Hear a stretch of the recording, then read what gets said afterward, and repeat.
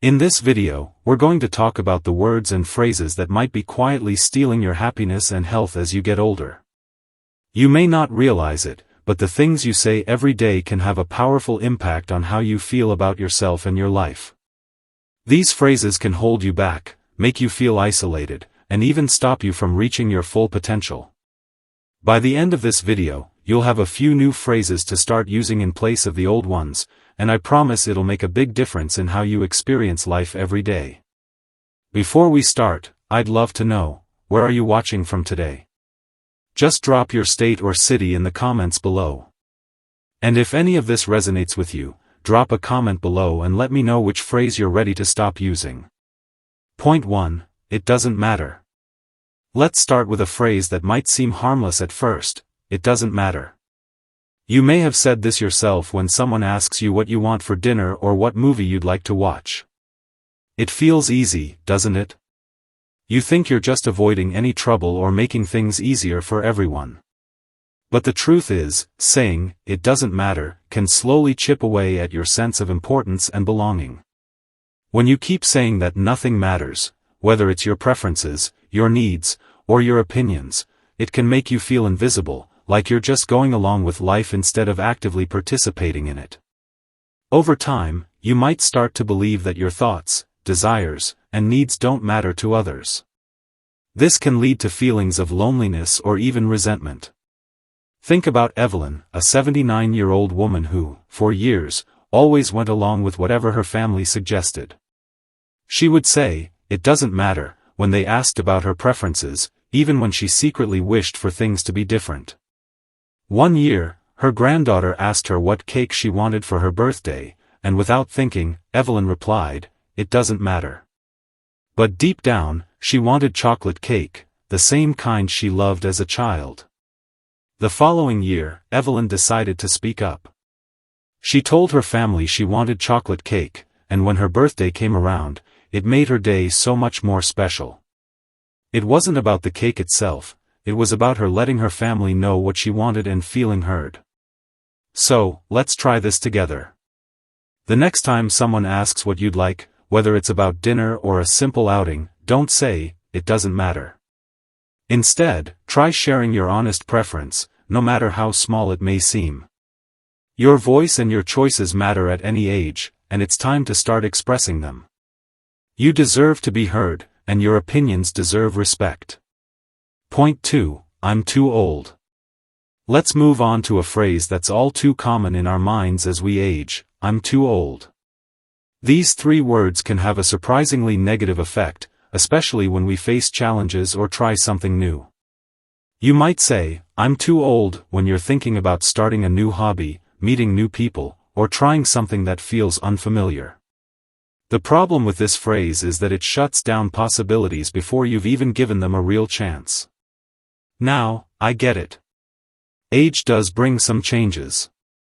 Things might not be as easy as they used to be, and sometimes you may not feel as energetic or capable as you once did.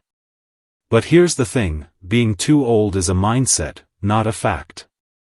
There are countless examples of people in their 70s, 80s, and even 90s who are starting new things, achieving goals, and living life to the fullest. Age should never be a barrier to growth or joy. Take Larry, for instance.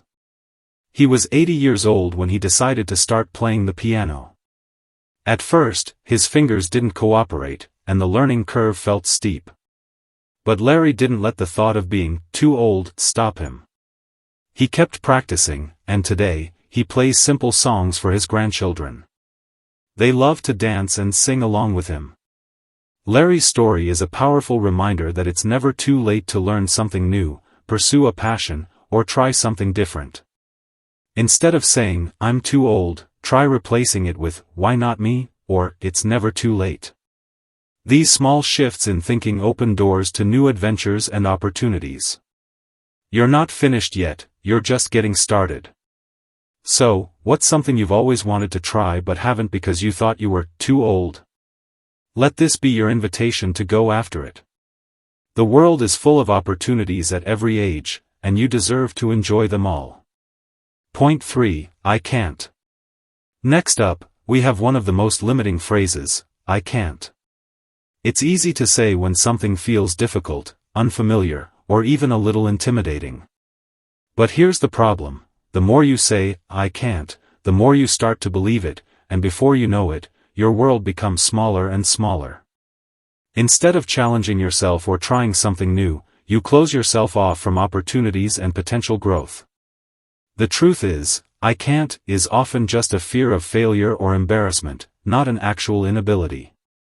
And here's something I want you to remember: most limitations we face don't come from our bodies, they come from our minds. Sure, there may be things we can't do the way we once did, but that doesn't mean we can't still try in our own way, at our own pace. Take Jean, for example. At 82, Jean wanted to learn how to use her new phone so she could video call her grandchildren. At first, it was frustrating. She didn't understand the technology, and there were moments when she wanted to give up. But Jean didn't let "I can't" stop her. Instead, she told herself, "I'll try," or "let's see what happens." Slowly but surely, she got the hang of it, and today, she loves video chatting with her grandkids, sharing stories and seeing their faces. What started as a challenge became a rewarding experience for both Jean and her family. Next time you find yourself about to say, I can't, stop for a moment and reframe it. Replace it with something more empowering, like, I'll give it a shot, or, let's see how it goes. Even if you need help or need to go slower than before, that's okay. It's all part of the process. By shifting your mindset, you'll discover that there are so many things you can do, no matter how big or small. Point 4, I'm a burden. Now, let's talk about one of the heaviest phrases you can say to yourself: I'm a burden. This phrase often creeps in when you need help from others, whether it's asking for a ride, needing help with groceries, or simply asking someone to spend time with you. It's easy to feel like you're putting others out or making their lives more difficult. But here's the truth: asking for help does not make you a burden, it makes you human. When you tell yourself, I'm a burden, you push away the very support and connection that can bring you joy. It can create feelings of guilt, isolation, and even reluctance to reach out when you really need it. But what you may not realize is that your loved ones want to help you, not because they have to, but because they care about you. Helping others makes people feel needed and valued. It gives them purpose and strengthens your bond. Take Helen, for example. At 83, Helen was no longer able to drive, and she felt guilty about asking her son for help with grocery shopping. She told herself she was a burden, worrying that she was interrupting his busy life. But when she finally opened up and asked for help, her son shared how much he cherished their weekly outings. He told her that those moments together were some of the highlights of his week. Helen was surprised to learn that what she thought was a burden was actually a chance for connection and love. So, instead of saying, I'm a burden, try saying, thank you for being there for me. It's not a sign of weakness to ask for help, it's a sign of trust and love. And remember, giving and receiving help is a gift that goes both ways. Your loved ones want to care for you, just as much as you want to care for them. Point 5, I used to be. Let's move on to a phrase that can sometimes hold us back from fully embracing the present: I used to be.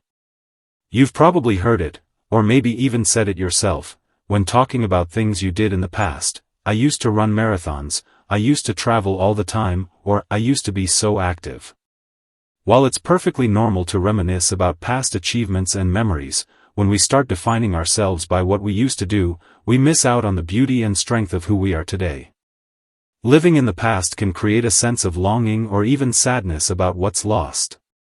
And while it's important to honor our history, it's equally important to celebrate the life we're living right now. Every stage of life brings new opportunities, joys, and strengths. You're still growing, learning, and making memories, even if they look a little different than they did years ago. Take Carl, for instance. Carl, 78, had been an avid marathon runner in his younger years.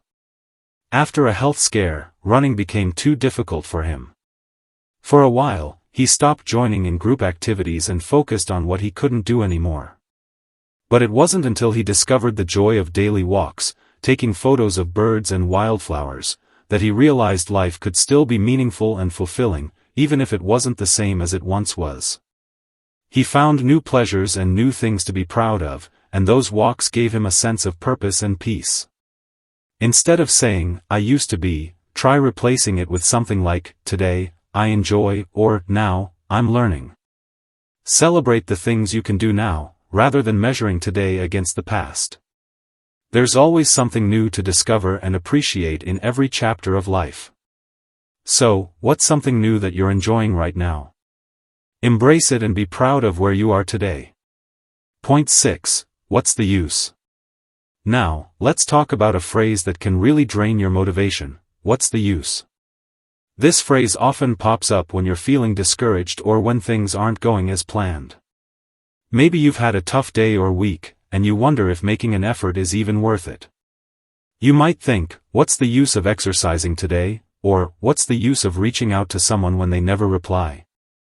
It's a phrase that can creep in when setbacks feel too big or progress feels too slow. The problem with this mindset is that it can make you feel like nothing will ever change, and that can lead to a sense of hopelessness. But here's the thing, every little effort you make matters. Even if it doesn't lead to big, dramatic results, trying is an act of hope and courage.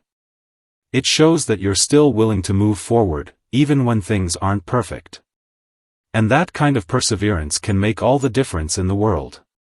Think about Alice, 85, who started painting after her husband passed away. On some tough days, she would think, "What's the use? Nobody's going to see my paintings anyway." But she kept painting, hanging her artwork in her living room. One day, her granddaughter came over, admired one of the paintings, and told Alice how beautiful it was. That moment reminded Alice that her efforts had meaning, even if they were just for herself, and sometimes, that's enough. Instead of saying, "What's the use?" try reminding yourself that every small effort counts. Whether it's doing your exercises, making a phone call, or simply getting out of bed, those little actions matter. They add up, and they help you stay connected to life. So, the next time you're feeling discouraged, remember, your actions do make a difference, even if the results are not immediately obvious. Keep going, because your efforts are worth it. Point 7. Nobody cares. Let's now tackle a phrase that can feel especially heavy during moments of loneliness or disappointment: nobody cares. This is one of those phrases that might slip out when plans fall through, or when you're feeling neglected or forgotten. Maybe a friend didn't call when you expected them to, or a family member missed a visit, and you start thinking that nobody really notices or cares about you. But here's the reality: just because someone misses a call or doesn't show up for a visit doesn't mean they don't care. In fact, sometimes people get busy, or things don't go as planned. But that doesn't mean your worth or the love people feel for you has changed. When you tell yourself, "Nobody cares," it can lead to isolation.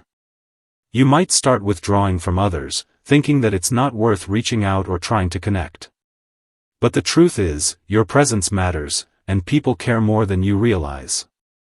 Feelings of neglect are often temporary, and love doesn't disappear just because of one missed call or visit.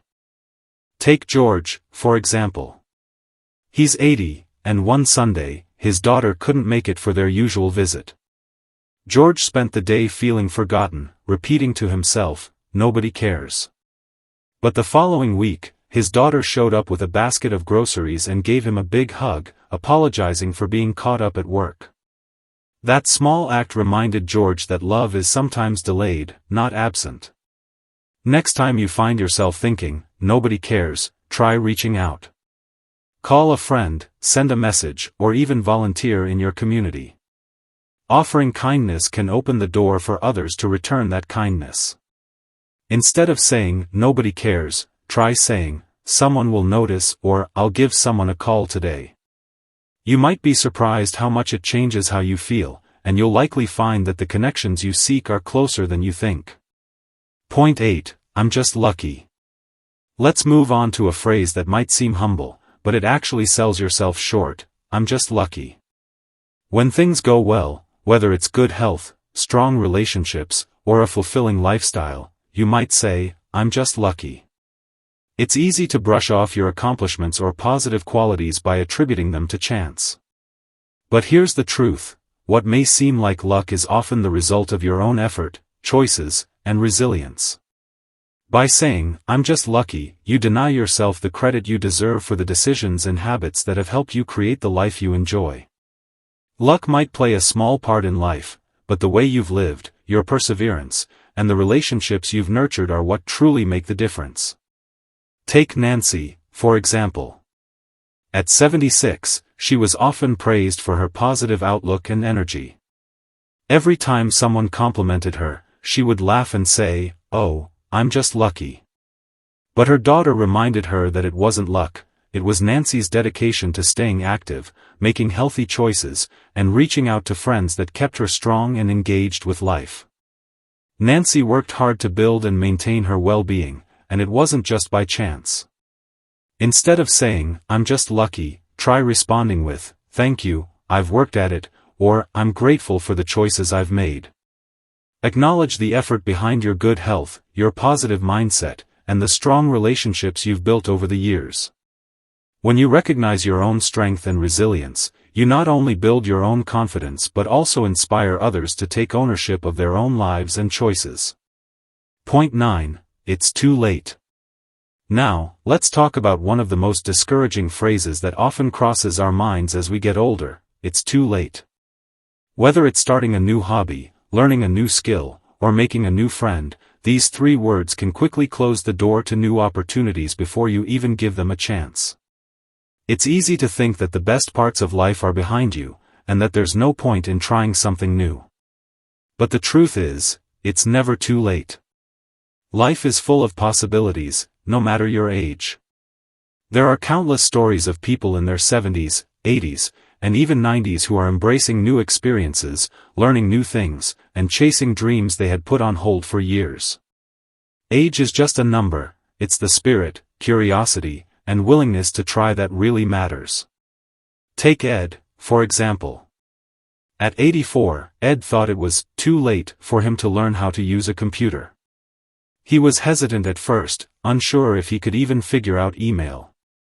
But with a little patience and some help from his family, Ed not only learned to send emails but became the go-to person in his family for sharing jokes, stories, and family updates. What seemed impossible at first turned into a wonderful new skill that brought him closer to his loved ones. Instead of saying, "It's too late," try saying, "Why not now?" or "I can give it a try." Age doesn't limit your potential, it can actually give you the freedom to pursue new things without the pressure of time. Every day is a chance to learn something new, to make a fresh start, or to reconnect with old passions. It's never too late to start something new. As we wrap up today's conversation, I want you to take a moment to reflect on the 9 phrases we've talked about. Which one do you find yourself saying most often? And more importantly, which one are you ready to let go of today? Thank you so much for being here with me today. I'd love to hear from you. Leave a comment below and share which phrase you're ready to stop using, or tell me how you plan to replace it with something more empowering. Your thoughts and experiences are valuable, and they can help inspire others to make changes in their own lives. If you found this video helpful, don't forget to like, subscribe, and share it with anyone who could benefit from this message. Your support helps us continue creating content that inspires and informs. Thank you again for watching, and I look forward to seeing you in the next video. //